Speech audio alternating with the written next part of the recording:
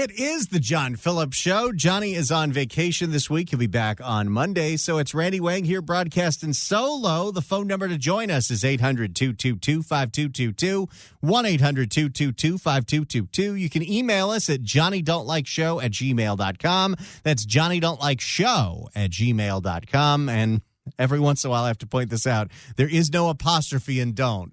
Emails don't allow those. So just johnnydon'tlikeshow@gmail.com and search for The John Phillips Show wherever you get your podcasts. Well, it's been a few weeks now since Barbara Lee Speaks for Me was elected the mayor of Oakland, California. Quite frankly, voters in Oakland had a choice between Barbara Lee, Lauren Taylor, a few gadflies, including someone named President Christina Grappo, or don't vote. And most Oakland voters chose don't vote. But of the ones that did vote, 53% said Barbara Lee speaks for me. Quite frankly. So she'll be taking over in a couple of weeks once that election's certified. But in the meantime, Oakland has a massive budget shortfall. The interim mayor has put out a new budget that shows it's still got a big shortfall, but we can do a little trimming here, a little trimming there, keep 2 fire stations closed on a rotating basis, and we might not have to fire a bunch of police officers if we pass a property tax hike. Let's hear what Barbara Lee Speaks for Me has to say about that. And Mayor, you talked about some of those cuts of vacant positions that needed to be made. How daunting is a $270 million budget deficit? This is a sit-down interview she did with KTVU Fox 2. How daunting is a $270 million budget deficit over 2 years for you? Well, it's daunting, but Why did you want this job? Well, it's daunting, but we have to deal with it. You know, we have to make sure that our expenses don't exceed our revenues. And so we'll have some of the best. And, you know, part of this budget is still tied to that Coliseum sale that's never going to happen. And now there's all these lawsuits going on that apparently Sheng missed the filing deadline to run for mayor, and they let her do it anyway. Absolutely, absolutely. And so if there are lawsuits that go through with that, it could potentially mean anything that she touched as mayor could be invalid, like the deal to sell the Coliseum. I can get that. And so we'll have some of the best minds, budget minds in the country working with us, finance people. We'll figure this out, but it's not going to be easy. It's many cities are having many of the same challenges, and so no one says it's going to be easy, but we have to reduce expenses and increase revenue, and there are a variety of ways to do that. Well, if you made the Hagenburger safe, maybe you could convince In-N-Out Burger to come back. Wouldn't that help? That was a big driver of revenue because even as dangerous as the Hagenburger was, that In-N-Out was always busy. Hagenburger. What happened to Gavin's podcast with Marshawn? One of the ways to do that, Interim Mayor Jenkins is proposing a property tax. Is that something you support? Because Yes, the idea to go right now is to, even though they just went to the voters to solve budget problems with a sales tax hike, and that passed, although again, the majority of people didn't vote. The idea to try to balance this next budget is to raise $40 million by raising property taxes in the city of Oakland. And I believe if it's a property tax hike on the ballot, they need a 2/3 support for that. So I don't know if Oaklanders have an appetite for that, but we'll see how many of them actually will go vote. Who else do we go call Superman? I think that guy will vote. Because last year, Oakland voters approved a sales tax. Do you think there's an appetite for an additional tax to help make ends meet?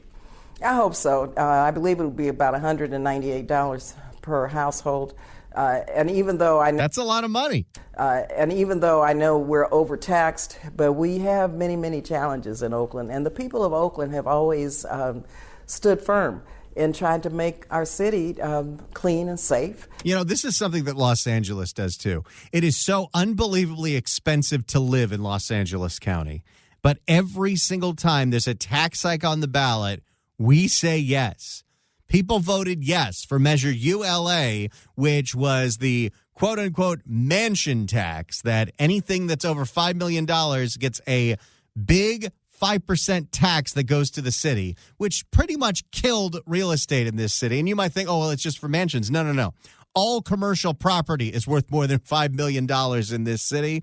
And so it made it very difficult to do any kind of real estate, has killed investment. Measure A on the ballot this last year, when we voted yes for Prop 36 and voted yes to kick out George Gascon, we said yes, sales tax hike. Oakland does the same thing. Sure, it's incredibly expensive, and we don't get anything for what we're paying for, but let's pay more. And a livable city. So while I not am in favor. Boy, she sounds so nervous whenever she's doing any of these interviews. And this is a very friendly outlet. In favor of taxing people. What was that? While I not am in favor of taxing people. I have to save that. I don't know what's going on there. Why is she so nervous to say that? Is it because she is in favor of taxing people? Barbara Lee taxing. I got to have all these fun drops to play for Johnny when he comes back that he won't know the context for. While I not am in favor of taxing people. In the meantime, let's get another tax going. And I also supported the sales tax that was on the last ballot. I am in favor of trying to make sure that everyone pays a fair share and make sure that we move the city forward. And so that's something that's part of the budget. And of course, we have to pass it. Otherwise, once again, we'll be set back. So something you do support? Yes. There you go. Barbara Lee supports the idea of putting a property tax increase on the ballot in an effort to balance the budget. And then when they overspend next year, I'm sure they'll put another tax increase on the ballot. Yes. You talked about police officers and measure, and as you said, you want to get to that 700 number. But during the campaign, you said you would like to get to 850. I'm sure the police officers... That would be wonderful, but hiring police in this state is very, very difficult, especially when there's an all-out bidding war with every single policing agency. Karen Bass was one of the people to point this out. One of the difficulties of recruiting officers for LAPD was people would go through the hiring process, which is also a nightmare, and that's a totally different issue. But they would go through the academy, and then they'd get poached by the city of Alameda, who was offering $75,000 starting bonuses. You know, who's going to say no to that? Yeah, I'm sure the police officers union would support that as well. How do you get to 850 or more than 700? It's going to take a while, but in this budget, we have 3 academies this year. We have to continue to build academies, and we also have to look at efficiencies within the police department, and we have to make sure that... When she says efficiencies, that means turning over things that we don't think the cops should handle to nonprofits like crisis intervention workers. That hasn't worked out. And we have to make sure that community policing is part of the strategy. And we have to just build toward that. But I'm telling you, crime prevention and ceasefire and Of course. Again, this is the problem that I have.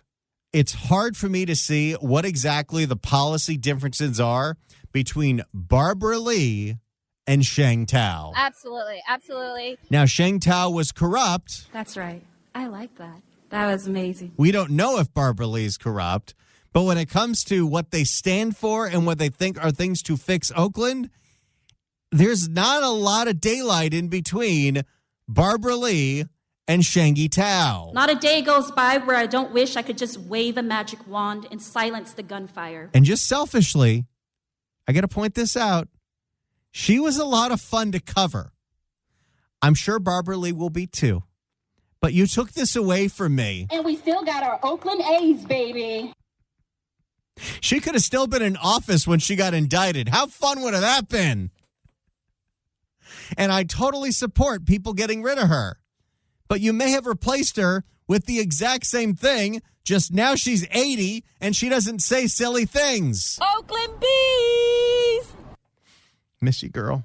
Crime prevention and ceasefire and alternatives to policing has got to be part of the strategy. Because this is also why cities are going broke, because they know that it's political suicide to cut the police budget, but they also have to appease the Black Lives Matter defund the police crowd. So they say, well, we can't cut the police budget and this is what Karen Bass literally told Black Lives Matter Los Angeles, we can't cut the police budget, but we are going to fund all of these nonsensical programs that you want. So now we're bankrupting the city. Because until we get to 850, we have to make sure that Oakland is safe. And we have some wonderful ambassadors, some non-sworn. Ambassadors, huh? Hey, London Breed, can you give us a recap on how the ambassadors worked out in San Francisco? People have been stabbed in Urban Alchemy. They've been shot. They've been attacked. And they still show up every single day as an alternative to policing for this community. You know, and that's not the ones that were actively victimizing the homeless. Some wonderful ambassadors, some non-sworn officers who work in neighborhoods to keep neighborhoods safe. So there are ways to do public safety until we get there. But I am confident that over time, and it's not going to happen, that's why the voters knew that, and they voted for 700. And getting to 700 with 3 academies, and I think the chief made the right decision, and the negotiations, I think, were fair and comprehensive, and everyone ended up on the same page. I think they're at, 650 now? Good luck. And if you go, you have the police's back, maybe people won't be so quick to retire or transfer to another department. But when you have understaffing and forced overtime, that leads to even more burnout and people who don't feel safe doing their jobs, and then they just decide to get out. Mayor, I want to continue on the topic of public safety. And when we talked during the campaign, we talked about you wanting to make sure that small business owners know that they are safe. Over the weekend, there was an incident at Pierre, which is a beloved restaurant in the area. And we asked... Oh, we didn't get a chance to cover this one, yes. But, yes, in what's supposed to be the nice part of Oakland, there's this beautiful steakhouse where it was time for the dinner service, and someone came in there and started shooting up the place and shot 2 people that were having dinner. The owner of the store, we said... They're alive, but holy cow. The owner of the store, we said, what would you say to city leaders? And this is what he said. We got to do something about this. This can't keep happening. And we're not going to, we're not just going to give up. But this can't keep happening, We have to do something. That is just one business owner. Yeah, and I don't want you to answer about the specific case. But for the sentiment of business owners all around Oakland who sort of feel how he does, and he represents so much of what Oakland is. It's black excellence. So what do you say to him and other business owners who are just frustrated? Frustrated because his fancy steakhouse got shot up over the weekend. He's right, and it can't go on like this, and that's why public safety is the top priority for myself. It's the top priority for everyone in this city. Everyone in all of our neighborhoods deserve public safety. Our small businesses certainly deserve public safety, and I'm going to look at how we can make sure that our businesses are secure, even if we don't have enough sworn officers to walk the beat constantly in neighborhoods. We have ways that we can begin to look at how we secure our small businesses. And he's absolutely right. It just can't go on this way. And my heart is broken behind the families and the people who have been shot and killed and injured in these shootings here. And while they say crime is down in Oakland, the murder rate is through the roof this year. And that's the one statistic you can't make up. Injured in these shootings here, and we have to address gun violence in a big way. And what's wild is police will tell you, it's a very small portion of the population that commits the vast majority of all these crimes. And when it comes to the gangs, we know who these people are. We know where they operate. And we know that they all have illegal guns.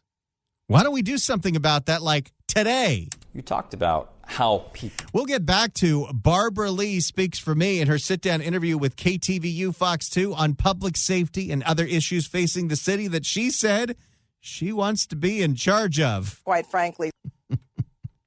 800-222-5222 is the telephone number, 1-800-222-5222. If you'd like to email us, you could do so at johnnydon'tlikeshow@gmail.com. Al writes in and says, the only cigarette store in Alameda has been hit 7 times for $20,000 worth of cigarettes each time. The last time the owner was on the phone with 911 telling him he was watching the thieves cut the locks of his boarded-up storefront where the operator informed him, officers are on the scene, but it's not safe to intervene. The next day, the owner refused to turn over video to the police because they never do anything, and they threatened to arrest him. 2 days later, the owner carded a young-looking customer who had produced an ID and purchased cigarettes. An officer immediately entered the store and cited him for selling to a minor with a fake ID, an obvious act of retribution. What the heck is going on in the city of Alameda? Although that might explain why they needed to offer those $75,000 signing bonuses, if that's what's going on over there. 800-222-5222 is the telephone number. Let's go to Rich in Oakland. Rich, hello. Hey, Randy. Howdy. Can you hear me? Yeah, you're on the air. I'm your favorite one of you guys. You're the critic in Oakland who actually wrote a broadcast about this show, your show being great. And you contacted me back, and I just wanted to let you know that I'm sitting here in Oakland, born and raised. And it's not the city. It's a beautiful city if you've ever been here. It's got a lake. It's got a Mediterranean presence. Everything is great. I'm not Chamber of Commerce thing. I'm just telling you the facts. When Jerry Brown was the mayor, the crime rate went way down, homicide down, the visibility structure was pronounced.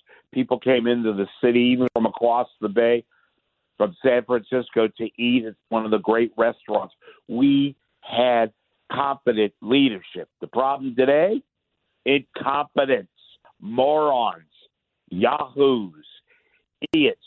They do not know how to govern. They could not lead a stripper to a bachelor party. This is one of the most corrupt, absolute, misguided, incomprehensibly incompetent. I cannot fathom how pathetic it is. The city will live on and will thrive because Oakland's a beautiful city. The people that run it, they belong, pick your choice. They could not and are not capable of running a dog show. It's that bad. And we know, and we've seen it, and, that's what we saw with Sheng every day, and it wasn't really a surprise that she got indicted by the FBI after she was recalled. Rich, thank you so much for the call, and thanks so much for the nice things you said about this show. We really appreciate it up there. We're so happy to finally be broadcasting live in the Bay Area. We've been working on this for a very long time, and it's a dream come true for Johnny and I. 800-222-5222 is the telephone number. Let's go to Tom in San Jose. Tom, hello. Hello. Hey, guys. Thanks for taking my call. I was trying to get through a couple of weeks back. There is a school district out here. It's called the San Jose Unified School District, or SJUSD. And they got $5 billion a little while back. And they burned through it. Our education system has gotten worse here. The kids are getting, well, can I say dumber? I know that's probably not a nice thing to say, and it's not politically correct, but you can say getting dumber. Okay, cool. It just beat me out. They obviously focus only on their what they now call DEI. I went through the affirmative action thing during law enforcement, and it's obvious that's all that they're focused on. And who knows where the rest of the billions went? They're asking for another $5 billion with Measure A. And it's funny how many places have like a Measure A? Yeah, we got a Measure A here that wants another $5 billion. And the key to this is it's only mail-in ballot. That's all you could do is mail it in. Now, I don't have any confidence in our system as it is, but then mail-in only.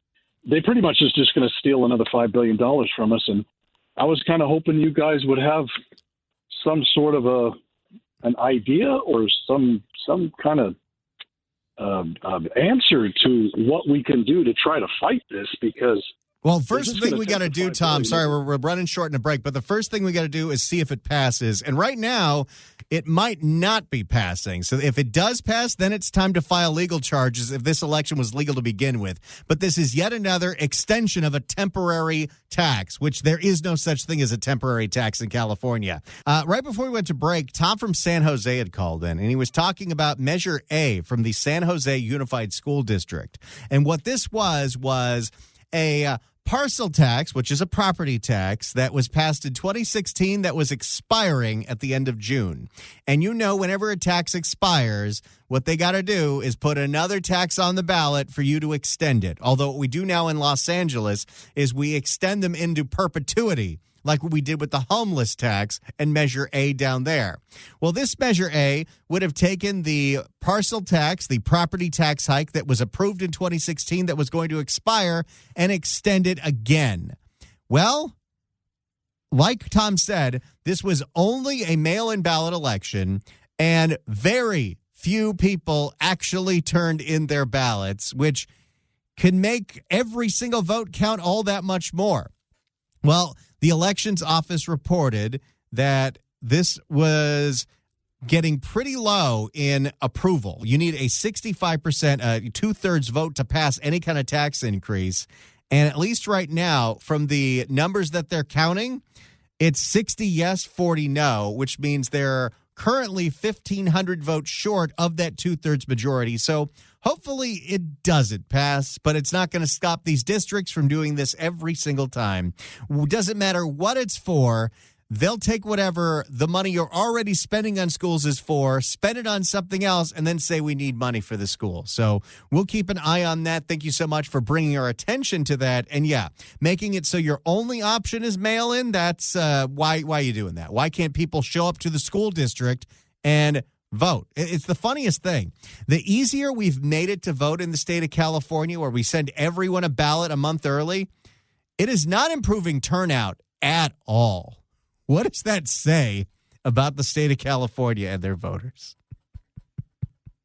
Let's go back to Barbara Lee speaks for me as she talks about public safety with KTVU Fox 2. You talked about how people feel. I talked to OPD today. Overall crime year to date is down 35% in Oakland. No, it's not. Okay, that's wildly misleading. OPD has put out some statistics showing that robberies and burglaries are down in certain categories, but we know both of those are wildly underreported. Not only that, the murder rate is through the roof. And the only stat that you cannot juke, it's the murder rate. Overall crime year to date is down 35% in Oakland. So how do you change, though, how people feel about being safe or unsafe in this city? You know, my background is psychiatric social work. I'm a clinical social worker by profession. I have my MSW from UC Berkeley. And so I understand trauma. Did you actually go to school for that, or was this like Karen Bass where you got an honorary degree from questionable means? I think she actually went to. And so I understand trauma, and I understand fear. I mean, I was sitting on the floor of Congress on January 6th. What was that noise? I was sitting on the floor of Congress. What's going on, Babs? On January 6th. I've been in the Capitol during 9/11 and had to evacuate. I mean, so I know fear, and that's what it is, and we have to help. By the way, does it really help her case that she's comparing 9/11 to what Oaklanders feel on a daily basis? Oh, my God, they melted the basketball court. You're not really helping out your case here, Barbara Lee. And that's what it is. And we have to help people understand that they have a government that not only keeps our community and our city safe, but well, right now they don't have that. But want to help them feel safe. And by their deeds shall you know them, right? So we what? And by their deeds shall you know them, right? I don't know what she's saying there. And by their deeds shall you know them, right? Oh, no. Are we going to have to play What the Hell Did Barbara Lee Say? And by their deeds shall you know them, right? So we have to prove that. And over time, I believe people will begin to feel better because it's remarkable and it's a testament to the will of our police chief, our ceasefire staff. Once again, touting ceasefire, which is life coaches for gang members, telling them that, hey, there's a better way than shooting up your rival gang in retaliation. You need a vision board. Our ceasefire staff, our Department of Violence Prevention staff, that the crime rate is ticking down. Ask anyone on the street if they really believe crime is down. We took calls on this very show a few weeks ago from Oaklanders. They're not buying the numbers. But again, look at Karen Bass's Inside Safe numbers. Oh, look, homelessness is down. Turns out the head of LASA was hiding what the real numbers were. But again, no one feels it and no one believes it. And so we have to add something to this strategy to make sure that... You know when people will believe that crime is down in Oakland?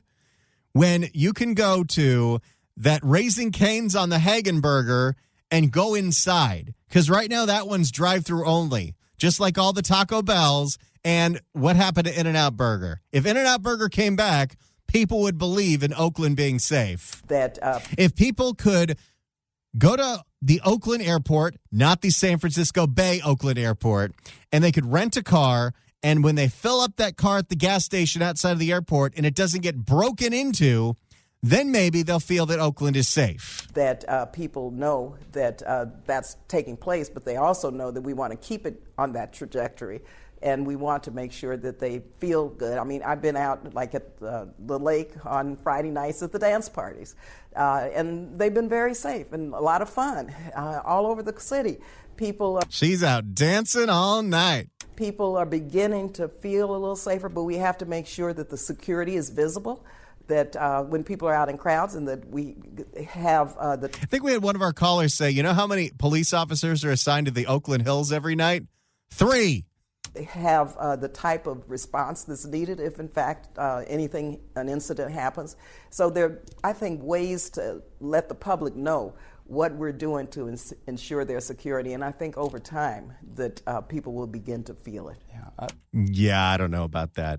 Hey, we want to wish every new mayor the best of luck. If she succeeds, Oakland succeeds, and that's what we want. But she hasn't started yet. But right now, it's not looking great. Maybe she could turn things around. You know, we're going to start with a clean slate, tabula rasa. But she's got a lot of work to do. It's a lot of crime now. 800-222-5222 is the telephone number, 1-800-222-5222. Let's go to Scott in Orinda. Scott, hello. How you doing? Doing great. Good. Enjoying your show very much. Hey, this is kind of an oddball thing, but it's a real tell on who Gavin Newsom is. And essentially what it is I tow my wife's fifth wheel, and it's 32 feet long, and I had to get an endorsement on my driver's license so that I could tow it. My son, being a highway patrolman, I asked him a question. Hey, my horse trailer is the same size, the same weight. Can I tow it because it's a gooseneck? And he couldn't answer the question. So he ran up the thing, came back down. No, you can't, because the gooseneck doesn't even exist in the vehicle code as far as a definition. So Shannon Grove down in Bakersfield put a piece of legislation through that amended the vehicle code so that people with the endorsement can tow their horse trailer. It was signed in 2021 and it was approved, and then Governor Gavin Newsom says, well, it's not going to take effect until 2025. And then when 2025 got here, oh, no, it's not going to take effect until 2027. What the hell? He doesn't like any legislation put forth by a Republican. So here it is.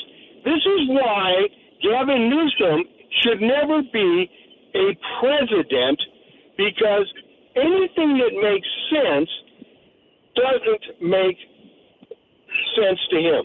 Even the most common sense thing, allowing people to get a approval for their horse trailers, we have to make that incredibly impossible and insane. That's California to a T, and one of the things that happens when you pass 1,000 bills every year and you have to figure out how to implement them. Scott, thanks so much for letting us know about that. That's complete insanity. Thanks so much. Calling from Orinda. 800-222-5222 is the telephone number. Let's go to Robert in San Jose. Robert, hello. Yeah, if I recall, the Measure A out here in Santa Clara, I don't know if it's the same as the Measure A of San Jose, you measure out the parcel, the size. It doesn't matter what the quality or the appraisal on the abode, how extravagant or luxurious that is. So you're going to get measured out. And then it goes for the commercial, which is another way of implementing the dreams of Prop 15, which thank God didn't pass. Because I've heard people calling into these shows saying that supermarkets would be then shoved out. They wouldn't be able to afford the rent that would be introduced because the landlord has all these new crazy new expenses. But I don't think we'll ever really get back to a normal CPI unless we really address what the cap and trade and Newsom's quadruple down gas taxes, which are making everything, paying in public employees or building a reservoir, 4 to 5 times as expensive. Well, and not only that, where's the money? Where's the money for cap and trade going, Robert? It's going to the non-existent high-speed rail. How exactly is that saving the planet? It's all Enron now, and I really am rooting for Carl DeMaio. He's got some get rid of these gas tax laws, but and I know cap and trade is on the legislator's docket, it'll be discussed, but they've got to go because they're impediments. Basically, you create inflation, you create a wage crisis and an insurance cost crisis. We don't need these things. We'll never get a normalized CPI where we can base this stuff off of. Getting any happy mediums negotiated in government right now, we're at the max. There is no more money. There's no way you can confiscate people any more than you have. All these confiscatory laws are horrible. They're just driving people out of their homes, and it's wrong.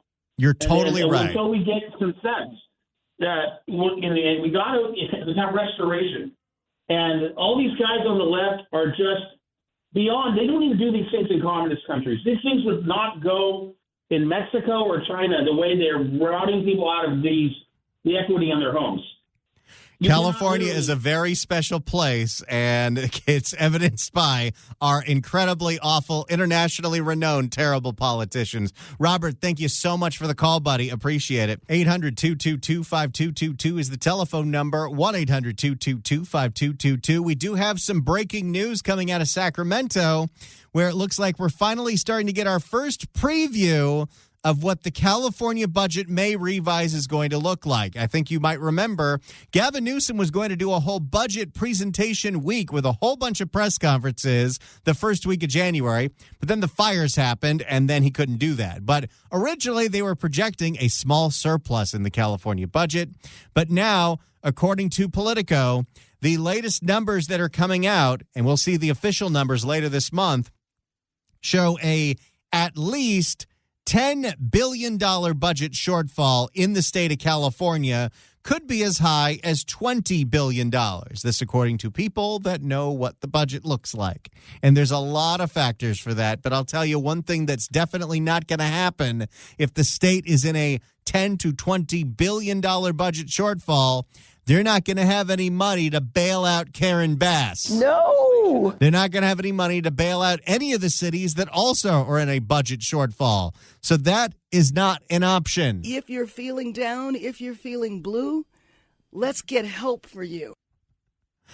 I don't know when the May revised press conference is going to be, but Gavin is going to have some explaining to do. And when we see cuts, and there's going to have to be cuts, maybe it's time that we do at the federal level, that we do at the state level what Tracy Park was advocating for this show yesterday on the local level.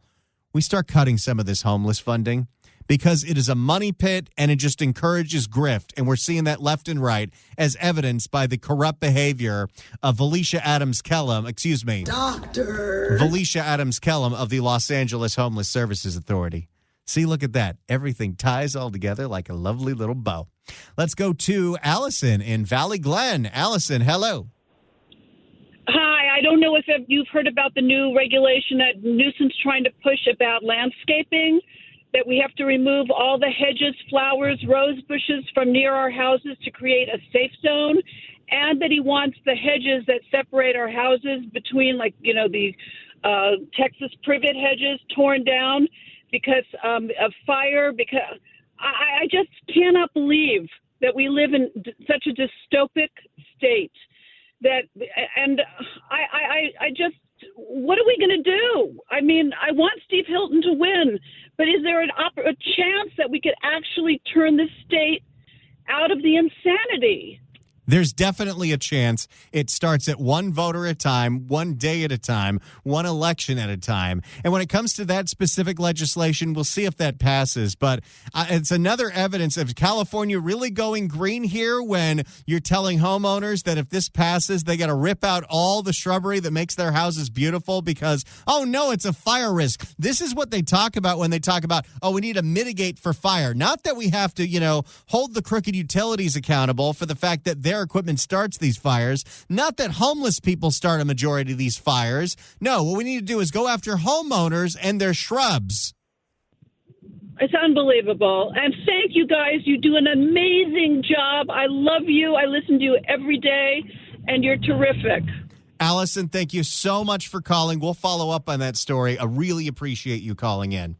We love taking calls from up and down the state of California. This is one of the few places you can sound off on what's going on in your local community in Southern California or Northern California and what's going on in the state of California. And we're always here for you. So whenever you want to sound off or let us know about something that we're not aware of, this is the place to call at 800-222-5222, 1-800-222-5222. And if you've ever missed an episode of this show because you probably don't have 3 hours a day to listen to the radio, maybe you do, make sure you check out the podcast of this show. Search for The John Phillips Show wherever you get your podcast, whether that's the Apple Podcasts app, iHeart, Spotify.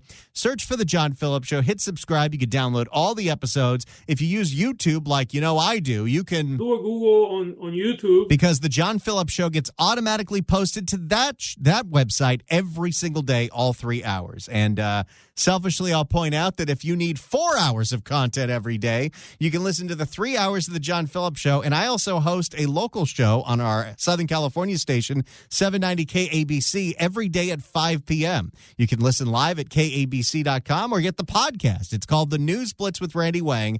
Search for the KABC News Blitz, and it's a lot of the stuff here. It's more focused on Southern California, but we talk about local issues that really matter. So give it a listen. The KABC News Blitz with Randy Wang, and download all the podcasts of The John Phillips Show. We'll see you tomorrow at noon for another edition of The John Phillips Show.